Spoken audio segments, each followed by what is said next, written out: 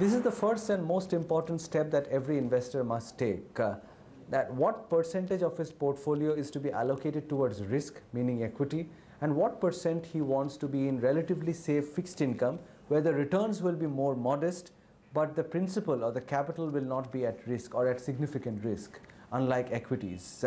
So once one has made that choice, which is whatever, 40% in equity, 60% fixed income, or the other way around, depending on the risk profile of the individual, you need to basically think of what kind of avenues you want to park the money in.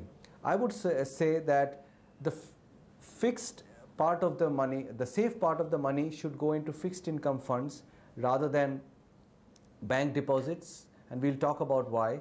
And the risky part of the money should actually go into equity mutual funds, broken into a variety of individual equity funds like index funds and diversified equity funds, mid-cap funds, so that you actually get good blended returns. Maybe 7-8% from fixed income, maybe 12-13% from equity, but your overall portfolio income has a very good chance of returning a post-tax return of close to 10%, which should be very acceptable income.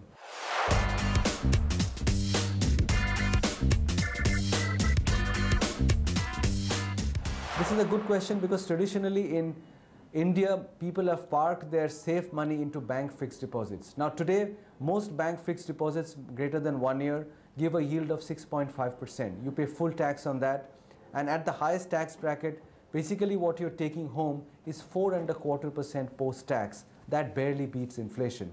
If you park your money into corporate fixed deposits or NBFC fixed deposits, the rate is a bit higher at 7.5%, but even there, post-tax at the highest tax rate, you will take home about 4.8%. That also barely beats inflation. So the key thing is, do not go by the conservative method of parking your money in bank fixed deposits or NBFC and corporate fixed deposits. The better avenue is to consider something like a fixed maturity plan or in fixed income funds.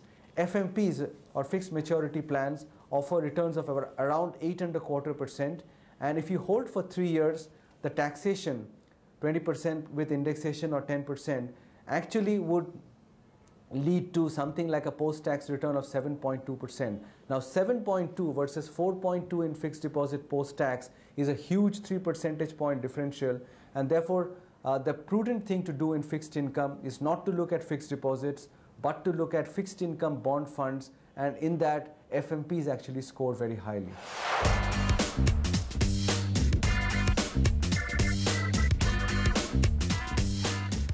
Now, in equity, a lot of people prefer the exciting route, which is to buy individual stocks. But not everybody has the expertise or the time to do that. And therefore, choosing mutual funds is a good option even for equities. Now, what kind of equity fund should you be buying? I think diversification is very important in this as well. There are 3 categories of funds, I would broadly say, in equity funds. The lowest risk is index funds. You just basically buy the Nifty or the Sensex and forget about it. And that, by the way, did not do too badly in 2018. The next layer is to look at diversified equity funds, which is generally the conservative route out here is to look at blue chip diversified equity funds or stock or funds which invest in a universe of the top 100 funds. After index funds, that should be the next most conservative route for equity investing. And the highest risk category is some of these specialized funds like mid-cap funds, high value or deep value discount funds, special situation funds. So for ordinary investors, I would recommend that you can put 30% in index funds, 50% in the blue chip or large cap funds, diversified large cap funds, and maybe 20% in the exciting funds, which are mid-cap.